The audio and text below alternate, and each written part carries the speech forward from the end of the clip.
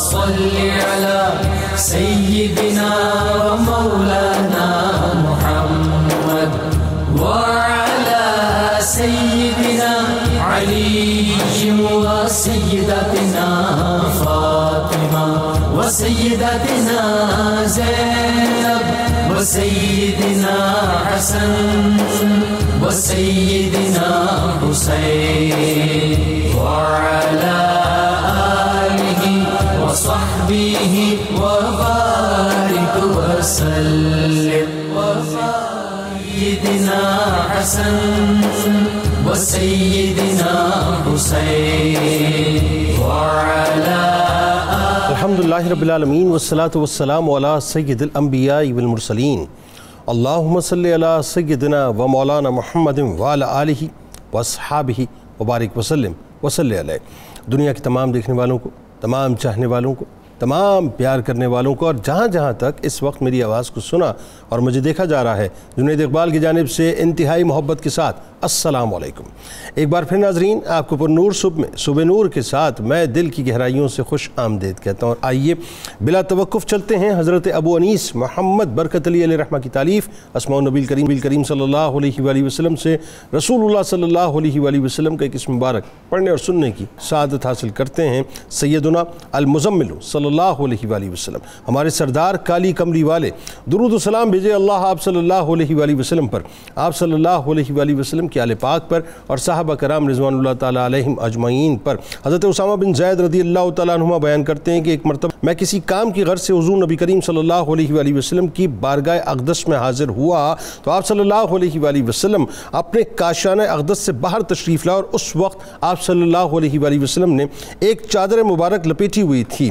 اس چادر مبارک میں حسنین کریمین رضی اللہ تعالیٰ عنہما موجود تھے۔ آپ صلی اللہ علیہ وآلہ وسلم نے فرمایا کہ یہ دونوں میرے بیٹے ہیں، میں ان دونوں شہزادوں سے پیار کرتا ہوں۔ 9 ذی الحجہ ناظرین آج پاکستان میں، اور آج سفیر سیدنا امام حسین علیہ السلام یعنی سیدنا مسلم بن عقیل علیہ السلام کی بارگاہ میں ہدیہ عقیدت پیش کریں گے۔ بڑا دکھ اور بڑا ہی رنج اور تکلیف والا معاملہ ہے ناظرین آپ کا۔ آئیے آغاز کرتے ہیں کہ وفا کے ایثار کے، جانثاری کے، فداکاری کے اور قربانی کے اپنے اپنے رنگ ہیں ناظرین، آپ جانتے ہیں تاریخ کے سینے پر ایسی لاتعداد قربانیاں رقم ہیں جنہیں دیکھ کر قربانیاں اور جانثاریاں بھی نازاں ہیں، مگر آج ایک ایسی ہستی کا ذکر پاک کرتے ہیں جن کا گھرانہ وفاؤں اور قربانیوں کا علم بردار ہے، بلکہ یوں کہیے کہ وفائیں، قربانیاں، جانثاریاں، بہادری، شجاعت اور شہادت جن کے در سے خیرات لیتی ہے۔ محافظ ختم نبوت و رسالت جناب ابو طالب علیہ السلام کے پوتے، گھرانہ فاطمہ بنت اسد سلام اللہ علیہا کے روشن ترین چراغ، بنو ہاشم کے چشم و چراغ، فدائے امام علی مقام امام حسین علیہ السلام، داماد مولا کائنات مولا علی کرم اللہ وجہ الکریم، جگر گوشہ حضرت عقیل علیہ السلام، سفیر امام علی مقام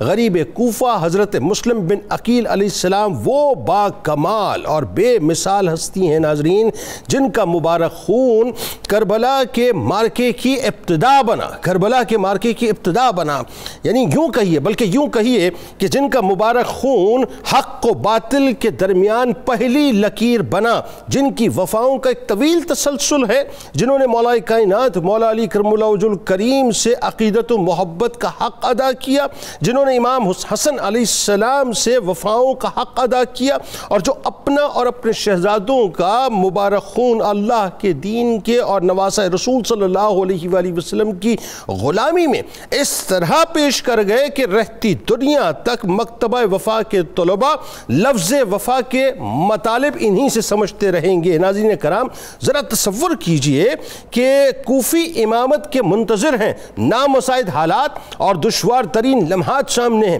ایسے میں سفیر الہی سیدنا امام حسین علیہ السلام نے اپنے فکر و عمل کی سفارتکاری کا شرف، اتنا عظیم شرف، یہ منصب، یہ اعزاز دے کر باطل نظام کے خلاف قیام کی جد و جہد میں اور پہلی عوامی رابطہ مہم کو لیڈ کرنے کی ذمہ داری جس پاک ہستی کی ذمہ لگائی ناظرین، جس کو اپنی نمائندگی یعنی دین مصطفیٰ صلی اللہ علیہ وآلہ وسلم کا ریپرزنٹیٹیو بنا کر کوفے کی جانب بھیجا وہ پاک ہستی کوئی اور نہ تھی ناظرین بلکہ حضرت مسلم بن عقیل علیہ السلام تھے. یعنی ذہن میں رہے آپ کے کہ جب کسی کو کوئی ریپرزنٹیٹیو بنا کے بھیجتا ہے تو ایکچولی وہ اس کی تھاٹس کا پرووکر ہوتا ہے یا اس کی ریپرزنٹیشن کرتا ہے. ناظرین ذرا سوچئے کہ امام علی مقام کن کی تھاٹس کی ریپرزنٹیشن کر رہے تھے؟ وہ بنیادی طور پر ریپرزنٹیشن کر رہے تھے سرکار مدینہ صلی اللہ علیہ وآلہ وسلم کے. لہٰذا دین مصطفیٰ صلی اللہ علیہ وآلہ وسلم کو ریپرزنٹ کرنے کے لیے مسلم بن عقیل علیہ السلام چلے تھے. اچھا، اب مسلم بن عقیل علیہ السلام اتنی ممتاز ہستی ہیں ناظرین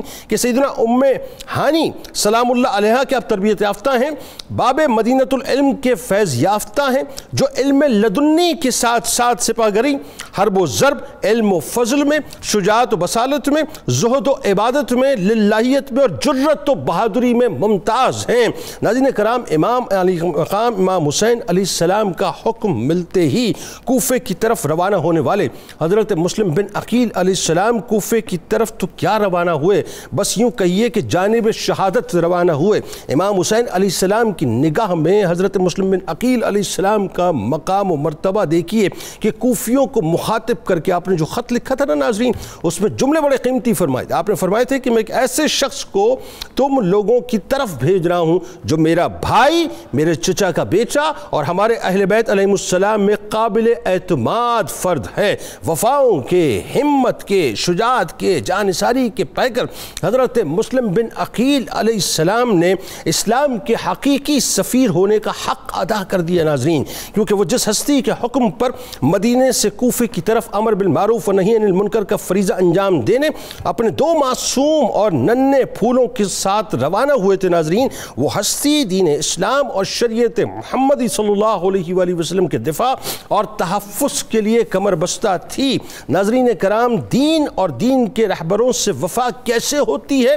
کوئی جا کر دربار مسلم بن عقیل علیہ السلام سے پوچھے کہ یہ وہ دربار ہے جہاں حکومتی دباؤ میں آ کر وفاداریاں بدلنے والے اور بیعت سے ہاتھ اٹھا لینے والے چہرے بھی بے نقاب ہوتے ہیں، جہاں کوفیوں کی بے وفائی اور ابن زیاد کی بربریت کے بعد بھی سیدنا امام حسین علیہ السلام کی محبت و حمایت سے ہاتھ نہیں کھینچا جاتا، بلکہ کربلا کی تحریک کے ہر اول دستے میں شامل ہو کر اور امام حسین علیہ السلام کے کارواں کے پہلے شہید ہونے کا اعزاز حاصل کیا جاتا ہے. ناظرین کرام، آئیے آج مل کر حضرت مسلم بن عقیل علیہ السلام کی بارگاہ میں ہدیہ عقیدت پیش کرتے ہیں، جن کی شہادت واقعہ کربلا میں اپنے مبارک خون کے ذریعے سے پہلی لکیر کھینچتے ہوئے وہ نظر آتے ہیں. ہمارے ساتھ 3 شخص اس وقت موجود ہیں جو یقیناً کسی تعارف کی محتاج نہیں. پہلی شخصیت ممتاز عالم دین جناب علامہ محمد احمد برکاتی صاحب موجود ہیں. دوسری شخصیت ممتاز اسکالر جناب ڈاکٹر طاہر حمید تنولی صاحب موجود ہیں. اور تیسری شخصیت ممتاز عالم دین جناب پروفیسر بشارت ہزاروی صاحب موجود ہیں. تینوں احباب کو السلام علیکم، خوش آمدید. اور آخر میں ملک معروف شناخت جناب محمد آصف مغل صاحب منقبت کا نذرانہ پیش کریں گے. علامہ صاحب آپ سے آغاز کرتے ہیں. یہ ظاہر ہے ایسی ہستی ہیں کہ جو مولائے کائنات کی بھی منظور نظر رہے، امام حسن پاک علیہ السلام کی منظور نظر، امام حسین علیہ السلام کے انتہائی با اعتماد ساتھی. میرا خیال ہے پہلے خاندانی شرف سے آغاز کرتے ہیں، پھر آپ کے والدین کے بارے میں بتائیے، آپ کے دادا دادی کے بارے میں بتائیے، ان کا جو مقام مرتبہ اور جو رشتوں کی حسین سی کہکشاں ہیں آپ کی. لیکن میں ہی چاہوں گا، میری اپنی دلی خواہش ہے کہ بنو ہاشم سے آغاز کیجیے. بسم اللہ الرحمن الرحیم. آج کا دن جو ہے وہ یقیناً واقعات کربلا کا ابتلاء و آزمائش کا جو کہا جائے کہ اس کا ابتدائیہ ہے، اور یہ شہادت کے ساتھ ہوا ہے. اگرچہ کل کا دن جو آ رہا ہے ہمارے ہاں قربانی کا، یہ ابتدائیہ تو وہ قائم ہو چکا تھا، لیکن اب جو ابتدائیہ ہے کربلا کے ضمن میں وہ یہی واقعہ ہے حضرت سیدنا امام مسلم بن عقیل رضی اللہ عنہ کا. امام مسلم بن عقیل رضی اللہ تعالیٰ عنہ آپ نبی کریم صلی اللہ تعالی وسلم کے انتہائی محبوب چچا جناب ابو طالب کے لخت جگر ہیں، اور دوسرے نمبر پر آپ کی پیدائش ہوئی ہے، بڑے بھائی ان کے طالب تھے، اور یہ دوسرے نمبر پر حضرت عقیل جو ہیں یہ پیدا ہوئے ہیں، تو ان کے لخت جگر ہیں حضرت امام مسلم بن عقیل. تو ہم یہ دیکھتے ہیں کہ حضرت امام مسلم بن عقیل رضی اللہ تعالیٰ عنہ آپ کو جو شرف حاصل ہے آپ کے اگر ہم اولاد امجاد کا ذکر کریں تو متعدد بیٹوں کا ذکر ملتا ہے، کم و بیش 8 تک کا ذکر ملتا ہے، اور 2 آپ کی صاحبزادیوں کا ذکر ملتا ہے۔ ذاتی شرف کی بات کر رہے ہیں، پھر پیچھے چلتے ہیں آہستہ آہستہ۔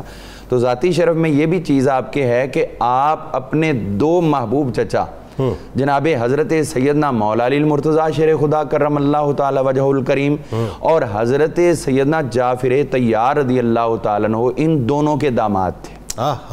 حضرت مولا علی کی صاحبزادی بھی آپ کے حوالہ عقد میں تھی، اور حضرت جعفر طیار کی صاحبزادی بھی آپ کے حوالہ عقد میں تھی، تو اس حوالے سے آپ دونوں کے داماد ہیں۔ تو دونوں کی طرف سے یہ سمجھیں کہ آپ بھی خود خون ابی طالب تھے، تو جو گھر میں آیا وہ بھی دونوں طرف سے خون ابی طالب آیا، تو یہ تمام چیزیں آپ کے اندر جمع ہو چکی ہیں۔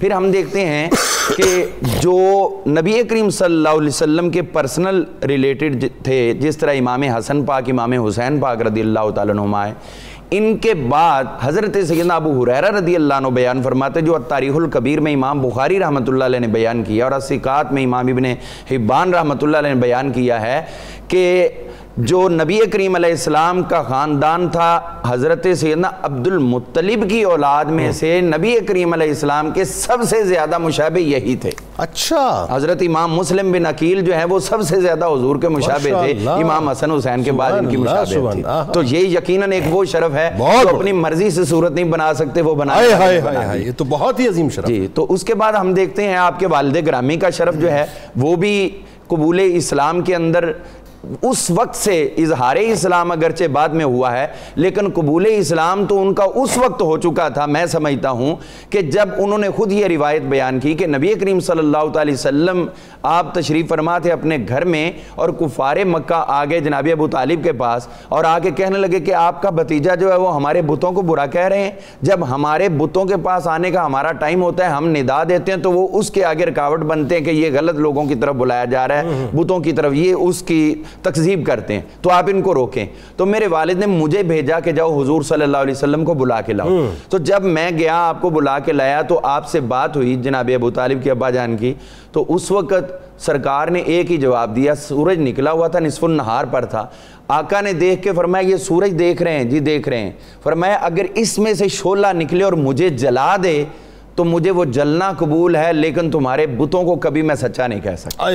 یہ وہ لمحہ تھا جو ان کے دل میں گھر کر گیا، حضور علیہ السلام کی اتنی استقامت۔ تو یہ اظہار اسلام بعد میں ہے، محبت اسلام پہلے سے شروع ہوتی ہے۔ اس کے بعد اگر ہم مزید دیکھتے ہیں تو یہ وہی خاندان ہے جو حضرت سیدنا عباس رضی اللہ تعالیٰ عنہ، سقایہ آل عباس جو ہے وہ مشہور رہا، اور خود نبی کریم علیہ السلام نے فتح مکہ کے موقع پر بھی ان کو عطا کیا کہ یہ شرف ہمارے گھر کا ہے، ہمارے گھر کے اندر رہے گا۔ یعنی یوں سمجھیں کہ آج بھی جو حاجی خیرات پا رہے ہیں، زمزم شریف لائیں گے، لوگ آنے والے حاجیوں کو ویلکم کریں گے تو وہ ان کو تبرک وہی پیش کریں گے جو ان کے گھر کی طرف سے جاری ہوا۔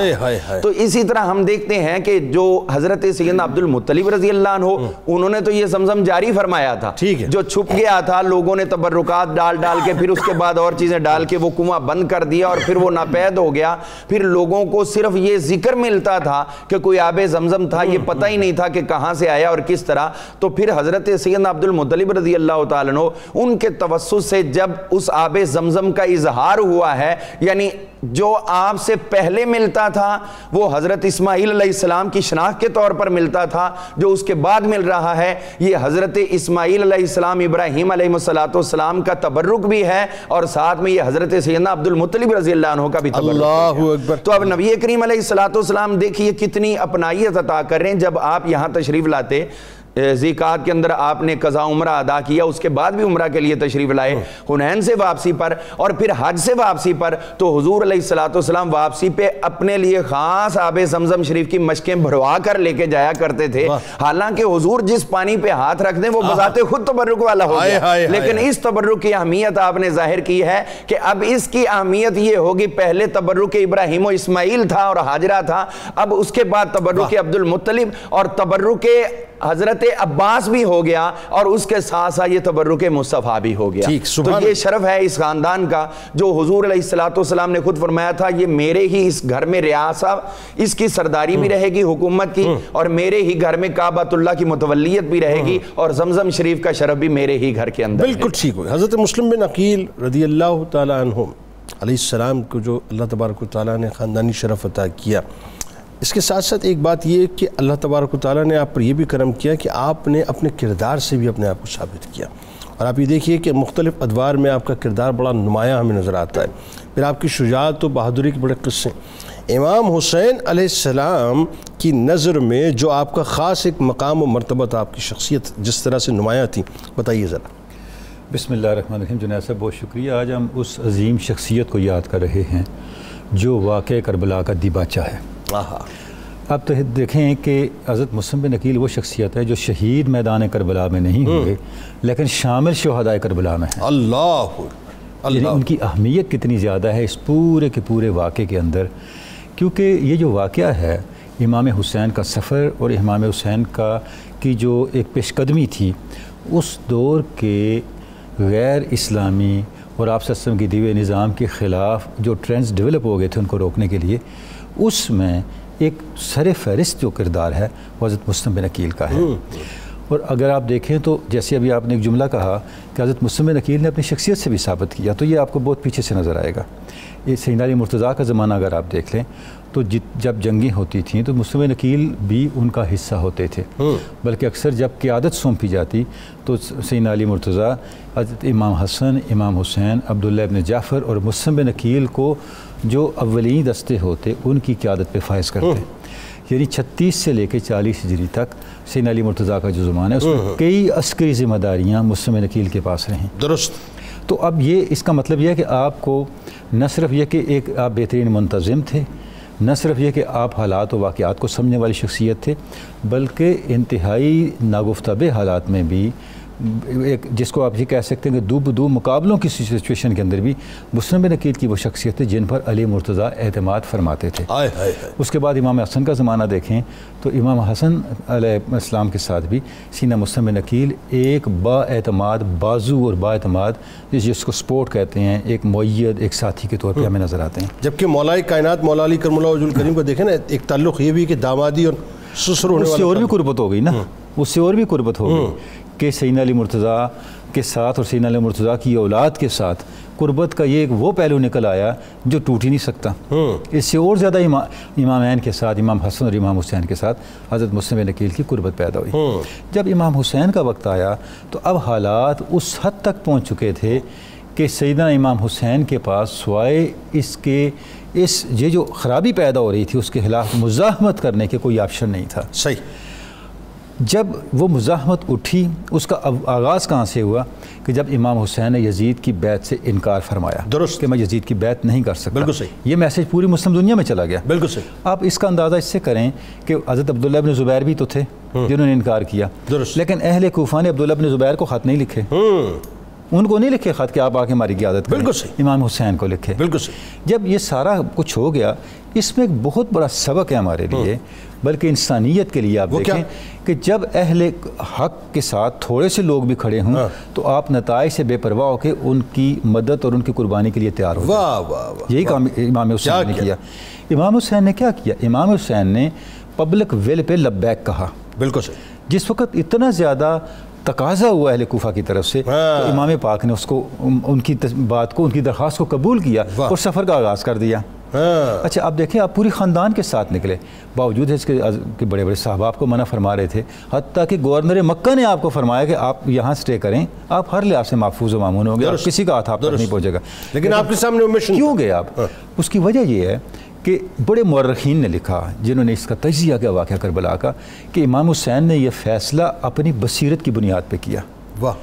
انہیں پتہ تھا جب تک میں یزید کی بیعت نہیں کرتا یزید چین سے نہیں بیٹھے گا. بالکل ٹھیک ہے. وہ ہر طرح مجھے مجبور کرے گا بیعت کرنے کے لیے. پہلی بات. دوسری بات، اگر میں اکیلے سفر کرتا ہوں تو میرے خاندان پر بھی وہ اتنی ہی ابتلائیں توڑے گا جتنی مجھ پہ توڑ رہا ہے، لہٰذا مجھے اپنے خاندان کو لے کے چلنا چاہیے. ٹھیک. یعنی یہ جو چھوٹے بچوں کو اور سب کو لے کے چل رہے تھے اس کے پیچھے پوری ایک وزڈم تھی امام حسین کی. اچھا اب انہوں نے اس سے پہلے کیا کیا؟ مسلم بن عقیل کو اپنا سفیر بنا کے بھیج دیا. ٹھیک. کوفہ والوں کے پاس کہ آپ جا کے وہاں پہ سروے کریں، وہاں جا کے دیکھیں کیا حالات ہیں. اور یہ انتہائی نازک ترین موقع تھا. یہاں دیکھیں ایسی شخصیت بھیجنی تھی جس میں پہلی بات یہ ہے کہ وہ حالات کی سختیوں سے دبے نہ، وہ وہاں جا کے کمپرومائز نہ کرے، اور یہ اوصاف مسلم بن عقیل رضی اللہ تعالیٰ وہاں جا کے امام حسین کے میسج کے اوپر کوئی سودا بازی نہ کرے. وہاں تو سودا بازی کا ماحول مچا ہوا تھا. بالکل صحیح. آپ یہ تصور کریں کیا ماحول تھا کہ جب کربلا کا مار کا بپا ہونے لگا تو کس شخص کو امام حسین کے مقابلے کے لیے بھیجا گا جو امام حسین کا بہت قریبی دوست تھا، عمر ابن سعد ابن ابی وقاص. بالکل صحیح. یعنی اب تصور کریں کیسے کیسے لوگ جو تھے وہ کمپرومائز کر گئے تھے. بالکل صحیح. اب امام پاک کو ایسا شخص بھیجنا تھا، اور اب وہ خط پڑھے نا جو آپ نے کوفہ والوں کے نام کیا، جی جی جی، یہ میرا قابل اعتماد ساتھی ہے. اہل بیت اطہار میں سے یہ میرا قابل اعتماد ساتھی ہے. اور مسلم بن عقیل جو تھے اور انہوں نے اس کا حق ادا کیا. کتنی مشکلات ان پہ آئیں. صحیح. آپ یہ صرف اتنا تصور کریں جب کوفہ چلے گئے، جب اتنے برے حالات ہو گئے کہ آپ تنہا رہ گئے. بالکل ایسا. لیکن آپ نے اپنے آپ کو ڈسگائز نہیں کیا. اچھا، اس میں جو ایک بڑی اہم بات ہے جیسے ڈاکٹر صاحب فرما رہے ہیں، آپ بھی بتائیے ذرا پروفیسر صاحب، کہ حضرت مسلم بن عقیل علیہ السلام کی جب کوفے روانگی ہو رہی، ایک تو پہلو ظاہر یہ آ گیا کہ وہ خط بنیادی طور پہ وہ بتاتا ہے کہ کیا مقام مرتبہ امام علی مقام کی نگاہ میں آپ کا ہے. اور یہ بات بالکل طے ہے، جیسے میں نے ابتدا میں بھی ایک بات کی کہ جب کوئی شخصیت کسی کو اپنا ریپرزنٹیٹیو بنا کے بھیجتی ہے تو ایک تو یہ کہ وہ انتہائی پر اعتماد آدمی ہوتا ہے، دوسرا یہ کہ جو تھاٹس ہیں، جو آپ کی تھاٹس ہیں، اس کو وہ صحیح طور سے ٹرانسفر کر سکے، ان میں وہ اہلیت ہونی چاہیے. اور تیسرا وہی بات ہے، نہ دبیں نہ بکیں اور نہ گھٹنے ٹیکیں. تو حضرت مسلم بن عقیل علیہ السلام کی جو کوفے روانگی کا پورا ایک منظر نامہ ہے وہ ذرا بتائیے. امام علی مقام امام حسین علیہ السلام کے حق میں جو آپ نے بیعت لی وہ کیا منظر نامہ تھا، اور پھر گورنر نعمان بن بشیر رضی اللہ تعالیٰ عنہ کی جو معزولی ہوئی تھی، یہ ساری ریلیونس اس واقعے میں بتائیے ذرا. بسم اللہ الرحمن الرحیم، والصلاة والسلام علی سید الانبیاء والمرسلین. جنید بھائی، جب امام علی مقام امام حسین رضی اللہ تعالیٰ عنہ مدینہ منورہ سے مکہ المکرمہ آ گئے اور اہل کوفہ کے خطوط آنا شروع ہوئے تو آپ نے یہ ارادہ کیا کہ میں کوفہ جاؤں گا. درست. اس بنیاد پر کثیر تعداد میں صحابہ کرام نے آپ سے یہ درخواست کی کہ آپ کوفہ کا سفر نہ کریں، اس لیے کہ کوفہ والوں کا جو رویہ ہے، ان کی جو بے وفائی ہے، اس سے قبل حضرت مولا کائنات اور امام حسن مجتبی رضی اللہ تعالیٰ عنہ کے ساتھ وہ اس بات کا ثبوت ہے کہ کوفہ والوں کا مزاج کیا ہے اور ان کا رویہ کیا ہے. درست. جب یہ اصرار بڑھ گیا، مطالبہ بڑھ گیا، تو امام علی مقام نے یہ فیصلہ کیا کہ میں اپنے کوفہ جانے سے پہلے امام مسلم بن عقیل رضی اللہ تعالیٰ عنہ کو کوفہ بھیجوں گا، وہ وہاں جا کر حالات کی خبر دیں گے. امام ابن کثیر نے لکھا ہے کہ جو خط آپ نے اہل کوفہ کو لکھا تھا اس میں یہ الفاظ بھی تھے کہ میں ان کو اپنا نائب بنا کر بھیج رہا ہوں، ان کی بیعت میری ہی بیعت ہوگی. امام علی مقام کی نیابت. جی بالکل. آپ اس سے اندازہ لگائیے کتنا اعتماد تھا کہ تم جو ان کی بیعت کرو گے وہ میری ہی بیعت ہوگی، میں ان کو اپنا نائب بنا کر تمہاری طرف بھیج رہا ہوں، یہ مجھے خبر دیں گے وہاں کے حالات کی کہ حالات کیسے ہیں، تو پھر میں کوفہ آ جاؤں گا. امام مسلم بن عقیل اپنے بھائی کے حکم پر روانہ ہوئے، لیکن پہلے آپ مدینہ منورہ گئے، وہاں سے 2 راہبر ساتھ لیے، ایک خوفناک راستہ تو جنگل کا اختیار کیا، کوفہ آپ پہنچے. جب کوفہ میں آپ داخل ہوئے تو اہل کوفہ کی جوش عقیدت کا عالم یہ تھا کہ آپ ابن اوسجہ اسدی، یا ایک روایت یہ ہے کہ مختار بن ابو عبیدہ سقفی کے گھر میں آپ نے قیام کیا. چند دنوں کے اندر ہزاروں افراد نے آپ کے ہاتھ پر بیعت کی. ٹھیک ہے. یہ بعد نے وہ تعداد 18,000 تک بھی لکھی ہے، بعد نے 30,000 تک بھی لکھی. وہ تعداد لکھی ہے کہ کثرت کے ساتھ لوگ جو تھے وہ آپ کی بیعت کرنے لگ گئے. ان حالات کو دیکھ کر امام مسلم بن عقیل رضی اللہ تعالیٰ عنہ نے خط لکھا امام علی مقام کو کہ یہ لوگ تو آپ کے ساتھ ہیں اور حالات بھی سازگار ہیں اور حقیقت بھی یہی تھی، آپ جلدی تشریف لائیں تاکہ وہ امام برحق کی بیعت کر کے ان سے فیضیاب ہو سکے. اب جب یہ خط لکھ دیا، اس کے بعد نعمان بن بشیر اس وقت کوفہ کے گورنر تھے، انہوں نے خطبہ دیا. یہ صحابی رسول صلی اللہ علیہ وسلم. جی بالکل. یہ سارے حالات ان کے سامنے تھے، لیکن اس پر وہ بالکل خاموش تھے، اور ان کی خاموشی بتاتی ہے کہ ان کا دل کس کے ساتھ تھا اور ان کے خیالات اور افکار اور نظریات کس کے ساتھ تھے. انہوں نے خطبہ دیا. اس خطبے کے دوران عبید اللہ ابن مسلم خدرمی اٹھ کر کھڑا ہوا اور اس نے کہا کہ جناب آپ یہ بتائیں، آپ کے سامنے جو ایک ریاست ہے کوفہ، اس کے اندر فساد پھیلا ہوا ہے اور امام مسلم بن عقیل بیعت لے رہے ہیں یزید کے خلاف، اور یزید جو ہے اس کو اس کی خبر نہیں ہے. یا تو آپ واقعی کمزور ہیں یا آپ جان بوجھ کر کمزور بنے ہوئے ہیں کہ آپ کاروائی کوئی نہیں کر رہے. اس پر جو حضرت نعمان بن بشیر نے جواب دیا ہے وہ بڑا کمال کا. وہ کیا؟ آپ نے فرمایا کہ وہ طاقت جو مجھے اللہ تعالیٰ کی سرکشی کی طرف لے جائے، اس سے وہ مجھے کمزوری زیادہ عزیز ہے جو مجھے رب کی اطاعت میں رکھے. مجھے وہ طاقت درکار نہیں ہے جو مجھے رب کی مخالفت کی طرف لے جائے، سرکشی کی طرف. مجھے وہ کمزوری چاہیے جو مجھے اللہ تعالیٰ کی فرمانبرداری میں اور اس کی اطاعت میں رکھے. اور ساتھ ہی یہ بات بھی آپ نے کی، فرمایا میں ان لوگوں میں سے نہیں ہوں کہ جن کے رازوں پر اللہ نے پردہ ڈالا ہے اور میں ان کے راز فاش کرتا رہوں. تو اس سے بھی یہ بات پتہ چلتی ہے کہ آپ کا دل کس طرح امام علی مقام کے ساتھ دھڑک رہا تھا. تو فرمایا کہ ایک راز ہے، امام مسلم بن عقیل بیعت کر رہے ہیں، میں اس راز کو فاش نہیں کرنا چاہتا.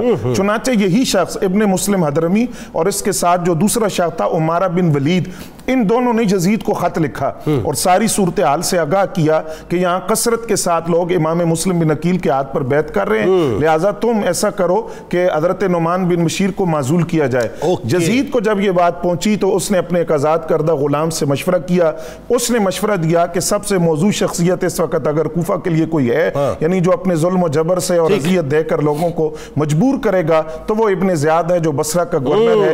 یہ نقطہ آغاز تھا کوفہ کے حالات، یہ ٹرننگ پوائنٹ تھا، یہاں سے کوفہ کے حالات. اور عبید ابن زیاد ملعون کو یہاں جب منتخب کر کے بھیجا تو ایک بڑے ہی چال کے ساتھ وہ داخل. پہلا حکم یہ تھا کہ مسلم بن عقیل کو تلاش کر کے ان کا سر قلم کر کے میرے پاس بھیجو. یہ پہلا حکم. اس پہ گفتگو کرتے ہیں. ناظرین کرام، یہ بڑا ایک دردناک منظرنامہ ہے اور یہ اسلامی تاریخ کا ایک ایسا باب ہے جس کو جب بھی پڑھا جاتا ہے تو اس کرتاس کے اوپر ہمیں مسلم بن عقیل رضی اللہ تعالیٰ عنہ اور ان کے شہزادوں کا مبارک نورانی خون سب سے پہلے نظر آتا ہے. میں نے ایک ابتدا میں جملہ عرض کیا کہ آپ نے اپنے مبارک خون سے، اپنے شہزادوں کے مبارک خون سے پہلی لکیر کھینچی ہے حق اور باطل کے درمیان، ایک فرق واضح کیا ہے، اور پھر اس کے بعد کربلا بپا ہوئی. ہمارے ساتھ رہیے.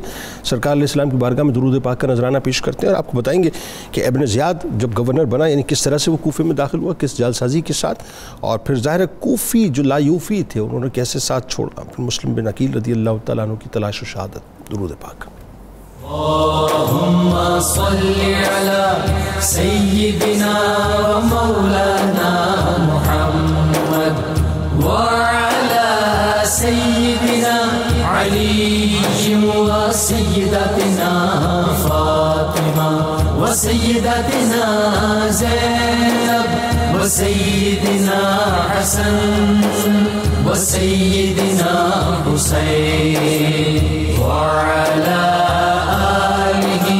وصحبه وبارك وسلم اللهم صل على سيدنا ومولانا محمد وعلى سيدنا علي وسيدتنا فاطمة وسيدتنا زينب وسيدنا حسن وسيدنا حسين وعلى آله وصحبه وبارك وسلم سيدنا حسن وسيدنا حسين وعلى.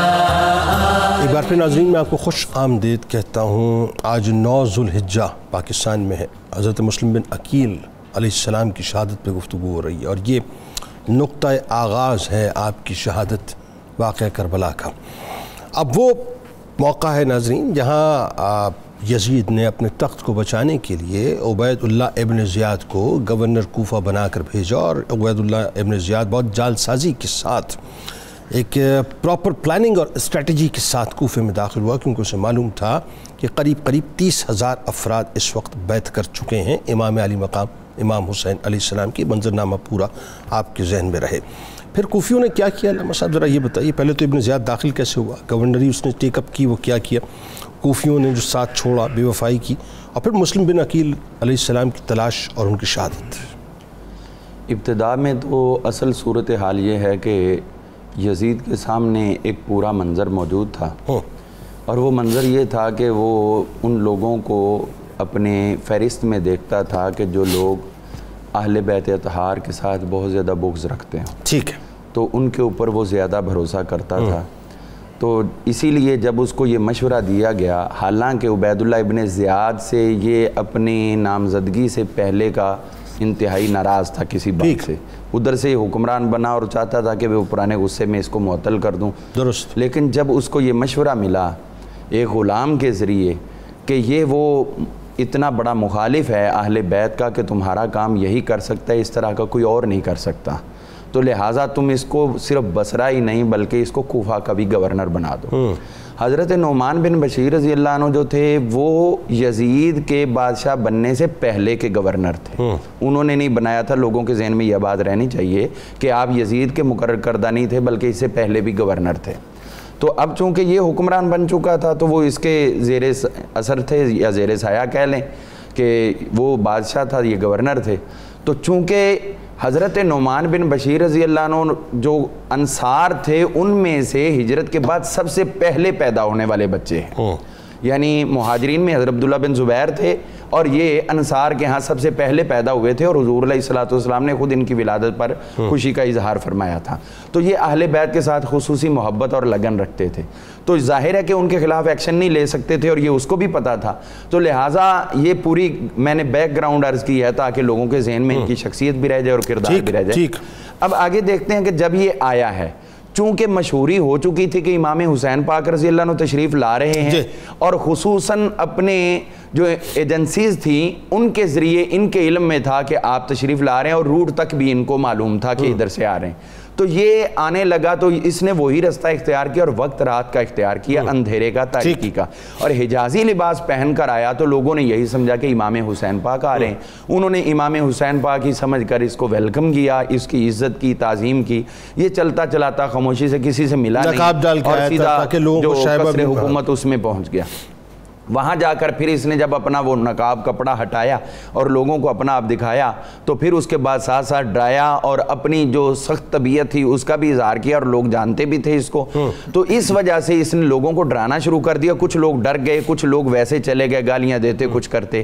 گورنر ہاؤس میں سرداروں کو جو ہے باقاعدہ مقید کرتے، یہ اس کے بعد کا واقعہ۔ اب اس کے بعد اس نے یہ اعلان کر دیا کہ جو چاہے کہ اس کے بچے یتیم ہو جائیں، اس کی بیوی بیوہ ہو جائے، اس کے والدین اس کو روئیں تو وہ مسلم کا ساتھ دے، اور جو نہیں چاہتا تو وہ فوری طور پر چھوڑ دیں۔ اب حضرت امام مسلم رضی اللہ عنہ آپ کے ساتھ اس وقت 30,000 سے زائد کا مجمع موجود تھا، تو اس کی ندا جو پہنچی، لوگوں کو آواز پہنچی، تو وہ لوگ آہستہ آہستہ پیچھے ہٹنا شروع ہو گئے، اور یہاں تک وہ وقت آیا کہ حضرت امام مسلم رضی اللہ عنہ تنہا ہو گئے۔ حضرت امام مسلم بن عقیل رضی اللہ عنہ اگلی رات کا ٹائم تھا، تو اسی طرح ہوا سلسلہ۔ اس دوران اس نے رؤسائے کوفہ کو الگ سے بلایا اپنے دارالحکومت کے اندر میٹنگ کے نام پہ، تو یہاں آ کے ان کو یرغمال بنا لیا۔ اب کچھ لوگوں کو خبر ہوئی کہ اتنا وقت گزر گیا، ان میں سے کوئی واپس کیوں نہیں آ رہا، کہیں سختی نہ کرو، تو لوگ جمع ہونا شروع ہو گئے محل کے باہر۔ جب اس کو پتہ چلا کہ دنیا تو بہت جمع ہو گئی، ابھی یہ اکٹھے ہو کے حملہ کریں گے تو محل کی اینٹ سے اینٹ بجا دیں گے تو کچھ بھی نہیں بچے گا، تو اس نے روایتی عیاری سے کام لیا اور انہیں کہا کہ تم اس کی دیوار کے اوپر چڑھ کے لوگوں کو بتاؤ کہ ہم امن میں ہیں، یہ وہ، اور ان کو خلاف کرو، حضرت امام مسلم کے حکم دو اپنے قبیلوں کو۔ اور اس کی یہ چال کامیاب رہی، وہ سارے لوگ اس کے یرغمال تھے، جان بچانے کے لیے انہوں نے یہ کہا سارے لوگ وہاں سے واپس چلے گئے۔ اب امام مسلم کا وہ ٹائم آ گیا کہ اب دوبارہ ان کے ساتھ کوئی جمع ہونے والا نہیں ہے، صرف 30 افراد تھے۔ جب شام پڑی، اندھیرا ہوا، تو وہ بھی کسی مجموعے سے اپنے گھروں میں چلے گئے۔ اب رات کا ٹائم، آپ کوفہ کی گلیوں بازاروں میں گزر رہے ہیں، یہاں پہ آخر کار چلتے چلتے وہ ایک خاتون جو تھی اپنے بیٹے کا انتظار دروازے سے باہر کر رہی تھی، تو ان کا نام تھا، تو یہ ان کے پاس سے گزرے تو کہنے لگے کہ آپ کے پاس پانی ہے، میں پانی پینا چاہتا ہوں۔ تو انہوں نے کہا بیٹا پانی ہے، آپ پی لیں۔ انہوں نے پانی پیش کیا، آپ نے پانی پی لیا تو ادھر کھڑے رہے۔ انہوں نے کہا آپ جاتے کیوں نہیں، پانی تو پی لیا، اور کیا طلب ہے؟ آپ نے خاموشی اختیار فرمائی کہ میں کدھر جاؤں، میرا تو ادھر کوئی گھر بار بھی نہیں ہے۔ تو انہوں نے کہا آپ ہو کون؟ تو فرمایا کہ میں سفیر حسین ہوں، امام حسین کا فرستادہ ہوں، میں مسافر مدینہ ہوں، حضور علیہ السلام کے خاندان کا فرد ہوں، مسلم بن عقیل میرا نام ہے۔ تو جب انہوں نے سنا تو وہ کہنے لگی اہل بیت سے محبت بہت زیادہ تھی، انہوں نے اپنی خوشبختی سمجھتے ہوئے آپ کو گھر کے اندر آنے کی دعوت دی، آپ کی بہت زیادہ عزت اکرام اور آپ کی خدمت کی۔ ادھر اس نے جب اس کا بیٹا آیا تو اس کو بتایا کہ بھی اس نے بھی دودھ میرا پیا ہے، یہ بھی میرے گھر میں رہتا ہے، محبت اسی طرح ہوگی، لیکن بھول گئی کہ دنیا کی محبت تیری تربیت کے اوپر غالب آ رہی ہے۔ اس کا بیٹا جب آیا تو اس کو بتایا بڑا خوشی خوشی، بیٹا ہمارے تو مقدر سنور گئے، آج تو اہل بیت کا فرد خود چل کے ہمارے گھر میں آ گئے ہیں، اور اس طرح امام مسلم کے ہم خدمت گزاری میں آ گئے۔ اب جب اس نے سنا تو بظاہر تو خوش ہوا، لیکن آدھی رات کو چپکے سے نکلا اور جا کر اطلاع دی، کہنے لگا کہ جس مسلم کو تلاش کر رہے وہ ہمارے گھر میں ہی ہے۔ اب امام مسلم کو حملہ کرنے کے لیے جب یہ لوگ آئے ہیں تو امام مسلم پہچان گئے یہ گھوڑوں کے ٹاپوں کی آواز کدھر سے آ رہی ہے۔ انہوں نے کہا گھر سے باہر سے آ رہی ہے۔ انہوں نے کہا یہ گھر کے باہر کیوں؟ انہوں نے کہا گزر رہے ہوں گے۔ انہوں نے کہا نہیں یہ میرے لیے آئے، آپ اپنی بصیرت سے پہچان گئے۔ تو خیر اختصار کے ساتھ عرض کروں گا کہ آخر کار وہ ٹائم آیا کہ جب حضرت ہانی بن عروہ کو بھی آپ ہی کی وجہ سے پکڑ لیا گیا، گرفتار کر لیا گیا، اور ان کو بھی پھر اذیتیں دے دے کر شہادت تک پہنچا دیا گیا، اور حضرت امام مسلم کا وہ ٹائم آ گیا کہ کجا ان کے بیٹوں کے لیے بھی دنیا اس قدر تھی کہ چند قدم ہمارے گھر میں آ جائیں، اور کجا یہ ٹائم آ گیا کہ آپ کو اس وقت انتہائی جان کا بھی مسئلہ بن گیا۔ لیکن چونکہ اندر خون ہاشمی تھا، اور پھر وہی ہوا کہ جب فوج آپ کے سامنے آئی ہے تو یہ نہیں دیکھا، ابھی جو کہا گیا کہ جو ایک مجاہد ہے اس کو غرض نہیں ہے کہ رزلٹ کیا ہوگا، وہ تو پھر یہی ہے، نہ مال غنیمت نہ کشور کشائی۔ اسی لیے آپ نے شہادت کو اپنا مطلوب و مقصود بنایا، اور پھر جب ان کے ساتھ آپ نے جہاد براہ راست شروع کیا، اور کرتے کرتے ایک شیر تھا، ہزاروں بکریاں تھیں، تو مل کے جب حملہ کیا تو شدید زخمی حالت میں پکڑ کے آپ کو لے جایا گیا، آپ وہ بھی دھوکے سے، اور پھر جب آپ کو لے جایا گیا ہے اس کے محل میں، اور یہ دیکھیے کہ آپ کی آخری وصیتیں کس قدر ہیں۔ آپ نے یہ فرمایا تھا کہ یہ 3 چیزیں ان پہ عمل کرنا، مجھ پہ یہ قرض ہے، یہ میرا گھوڑا بھی بیچ دینا، اور میرا اسلحہ بھی بیچ دینا، اور یہ میرا قرض اتار دینا۔ یہ اصل میں ان کے ذہن میں یہ بات تھی جو حضور نے فرمایا تھا کہ شہید کو بھی قرضہ معاف نہیں ہے۔ اب اس حالت میں جب آپ کو اس محل کی چھت پہ لے جا کر جہاں امام علی مقام کے لیے پیغام دیا آپ نے، امام مسلم نے جب یہ کہا کہ امام حسین کو اطلاع دے دینا کہ میں اس طرح شہید کر دیا گیا ہوں دھوکے سے، اور پھر جب پتا چلا کہ یہ تو اطلاع نہیں دیں گے تو محل کی چھت پہ کھڑے ہو کر حجاز کی طرف منہ کر کے آپ نے رو کے عرض کیا امام میں آپ کے نام پہ وفاداری سے اپنی جان کا نذرانہ پیش کر رہا ہوں، مجھے معاف کریں اگر میرے سے کوئی زیادتی ہوگی ہے۔ تو اس حالت میں بھی آپ نے امام پاک سے اپنی محبت کا اظہار بھی کیا، اور یقین بھی دلاتے ہوئے اللہ تعالیٰ کے دربار میں حاضری دے دی، شہادت کے درجہ پر فائز۔ یہ جو موقع ہے ڈاکٹر صاحب آپ کی شہادت کا، اس میں امام علی مقام چونکہ ظاہر ہے کوفے کی طرف بڑھ چکے ہیں، آپ کو مسلم بن عقیل علیہ السلام اور ان کے میزبان ہانی بن عروہ رضی اللہ تعالیٰ عنہ کی شہادت کی خبر ملتی ہے۔ ایک تو یہ بتائیے کہ قافلہ حسینی کا ظاہر ہے اس وقت رد عمل کیا تھا، دوسرا مسلم بن عقیل علیہ السلام کا جو مبارک خون ہے، یہاں یہ وہ موقع آ گیا کہ آپ پہلی لکیر بنے بنیادی طور پر حق اور باطل کے درمیان، بتائیے۔ جی جنید صاحب، جس طرح ابھی ہم نے پوری تفصیل سنی علامہ صاحب سے، حضرت مسلم بن عقیل نے وہ عہد وفا کر دیا جس کے لیے سیدنا امام پاک نے آپ کو کوفہ بھیجا تھا، اور انتہائی پامردی سے، انتہائی جوان مردی سے اپنے سارے حالات کو فیس کیا۔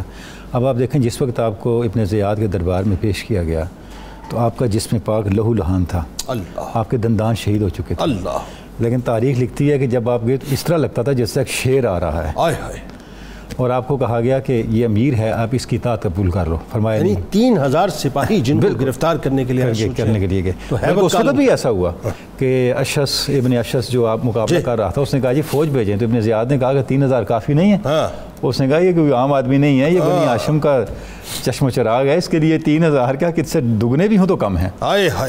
تو آپ نے فرمایا یہ میرا امیر نہیں ہے، میرے امیر حسین ہیں، یعنی آپ نے کسی بھی سطح پہ کمپرومائز نہیں کیا۔ جس حق کے پیغام کے لیے آپ تشریف لے گئے تھے آخری وقت تک آپ اس کے ساتھ ڈٹے رہے، حالانکہ آپ کے بچے، معصوم بچے ابتلا میں تھے، آپ خود ابتلا میں تھے۔ اب آپ دیکھیں جس وقت آپ بالکل اکیلے رہ گئے کوفہ کی گلیوں میں، اور پانی پینے کے لیے ایک دروازے کو آپ نے کھٹکھٹایا اور خاتون نے پانی دیا، تو اس نے پوچھا آپ کون ہیں؟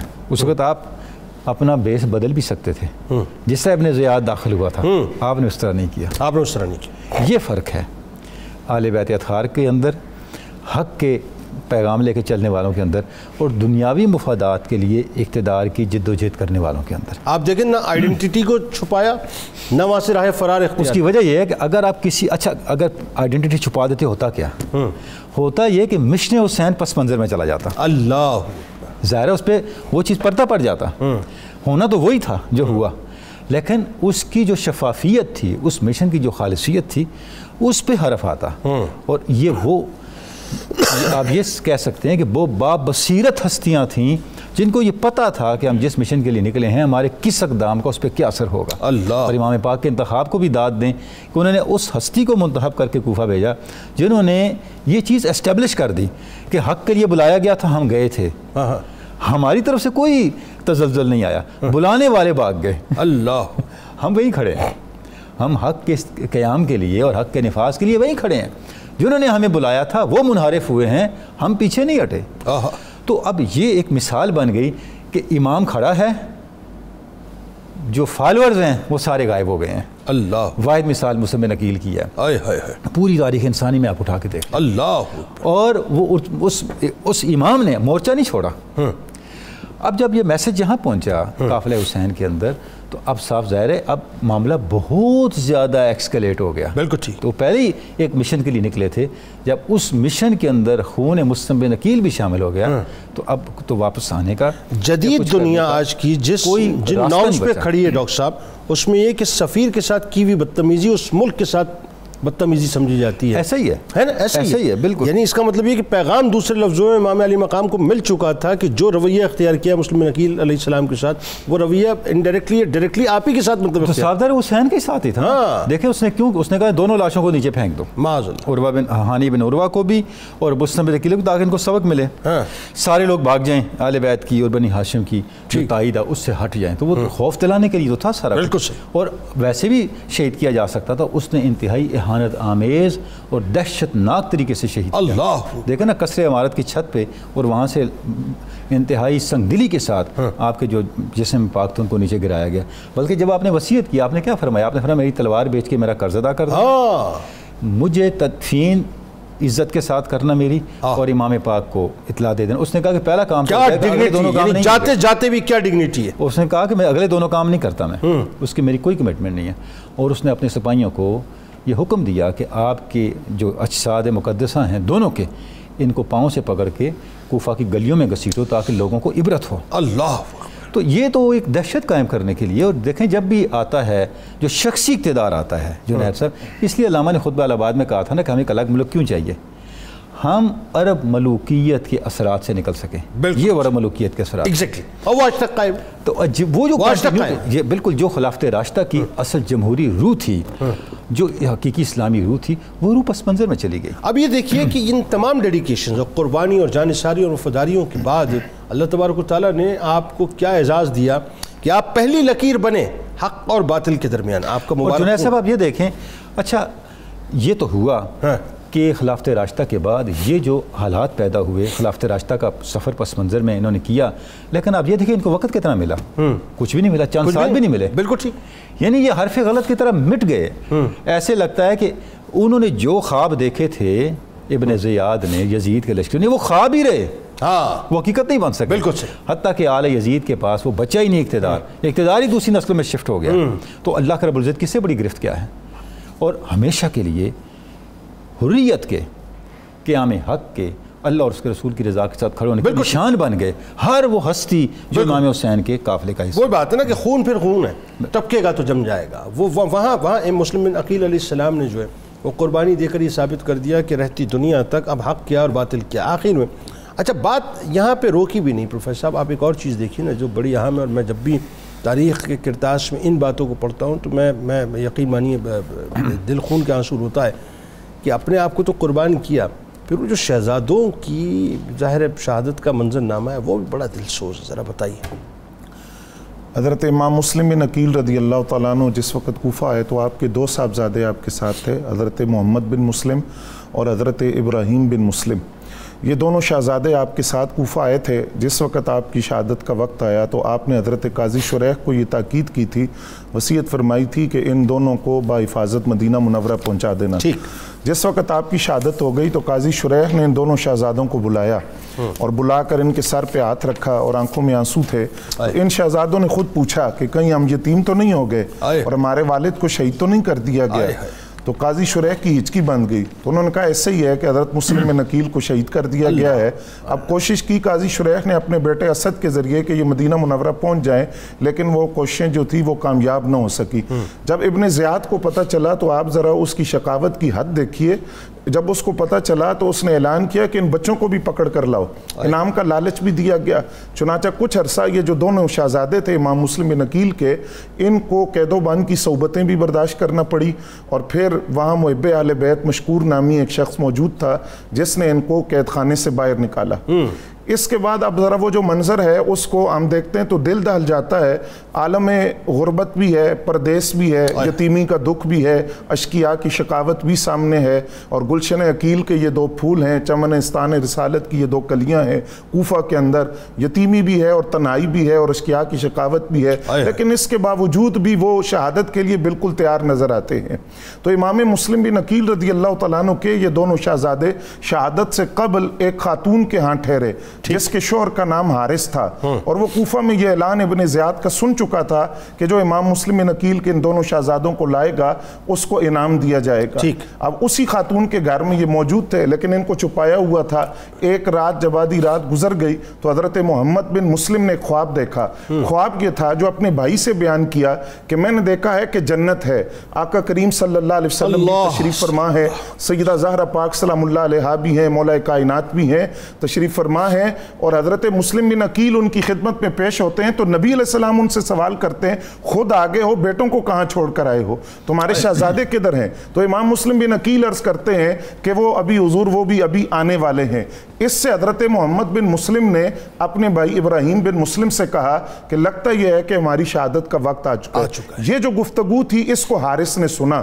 حارث سن کر اٹھ کر کمرے میں آیا, دونوں شہزادوں کو دیکھا, انعام کا اعلان وہ سن چکا تھا, ان کو پکڑا, رات کا وقت تھا. اس خاتون نے جو اہل بیت کی ایک محب تھی, محبت کرنے والی تھی, بڑے واسطے بھی دیے, منتیں بھی کی, لیکن یہ باز نہ آیا. صبح ہوئی تو ان دونوں کو پکڑا, قتل کرنے کے لیے لے کر چلا.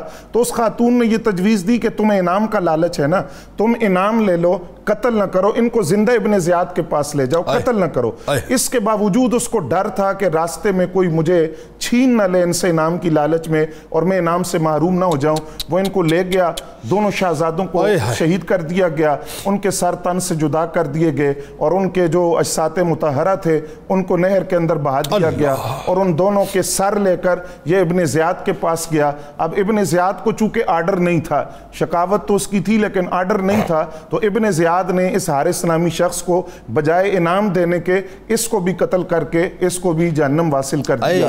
تو یہاں اب یہ بات سمجھنے کی ہے کہ کہاں امام مسلم بن عقیل بھی, پھر ان کے دونوں شہزادے بھی, ایک طرف جو دین کی خاطر اور دوسری طرف وہ لوگ جو مادیت پرستی کے لیے اور دنیا کی دولت کے لیے, اقتدار کے لیے, لالچ کے لیے تھے. اللہ تعالیٰ نے کس طرح ان کو عبرت کا نشان بنایا کہ انعام کے لیے اس خون سے اپنے ہاتھ رنگے تھے, انعام بھی نہ ملا اور عبرت کا نشان بن کے وہ دنیا سے رخصت ہو. اللہ اکبر, بہت شکریہ آپ تینوں احباب کا تشریف لائے. سفیر کربلا, سفیر امام علی مقام امام حسین علیہ السلام, حضرت مسلم بن عقیل علیہ السلام اور ان کے شہزادگان کی ناظرین شہادت ہو چکی, یعنی کربلا کا نقطہ آغاز ہو چکا ہے. اللہ تعالیٰ کل بروز محشر ہم سب کو ان ہستیوں کا صدقہ عطا فرمائے. کتاب الشفا کی جانب چلتے ہیں. حصول رزق میں آسانی کا عمل آپ کو بتلاتے ہیں کہ 41 دن تک روزانہ نماز تہجد کے بعد 3 مرتبہ سورہ جمعہ کی تلاوت کا معمول بنا لینے سے حصول رزق کے حوالے سے تمام پریشانیاں ختم ہو جاتی ہیں انشاءاللہ, اور حلال رزق کا حصول ہوتا ہے. امام حسن علیہ السلام کا کمال قول مبارک ہے کہ خاموشی جہالت کو چھپانے کا آلہ ہے, عزت کی حفاظت کا ذریعہ ہے. خاموش رہنے والا راحت و اطمینان میں رہتا ہے. روزنامہ 92 نیوز میں آج مضمون ضرور پڑھیے گا آج کے حوالے سے, یعنی حضرت مسلم بن عقیل علام کی ذات پاک کے حوالے سے. ٹویٹر پہ میں ضرور فالو کیجیے گا, فیس بک پیج کو لائک کیجیے گا, یوٹیوب چینل کو سبسکرائب کر کے بیل آئیکن کو ضرور کلک کیجیے گا. ہمارے ساتھ ملک کے معروف شناخہ موجود ہیں, جناب محمد آصف مغل صاحب منقبت کا نذرانہ پیش کریں گے. آپ کو خوش آمدید, السلام علیکم. اور آئیے اجازت لیتے ہیں اس دعا, اس امید, اس یقین کے ساتھ اللہ تعالیٰ آپ کا, ہمارا, ہم سب کا, پاکستان کا اور امت مسلمہ کا حامی و ناصر ہو. مل کے نعرہ لگائیں گے, لیکن اس سے پہلے تجدید عہد وفا. لا یؤمن احدکم حتی اکون احب الیہ من والدہ وولدہ والناس اجمعین. آئیے نعرہ لگاتے ہیں. پاکستان کا مطلب کیا؟ لا الہ الا اللہ محمد رسول اللہ صلی اللہ علیہ وسلم. حضرت مسلم شہیدان وفا کے رہنما, حضرت مسلم شہیدان وفا کے رہنما, حضرت مسلم شہیدان وفا کے رہنما, حسین نائب حضرت حسین ابن علی المرتضیٰ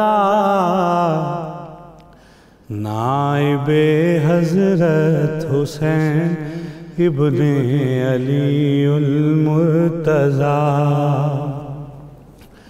ان کی عظمت دیکھیے ان کی عظیمت دیکھیے ان کی عظمت دیکھیے ان کی عظیمت دیکھیے ان کی عظمت دیکھیے ان کی عظیمت دیکھیے صبر سے دین خدا صبر سے دین خدا پر کر دیا سب کچھ فدا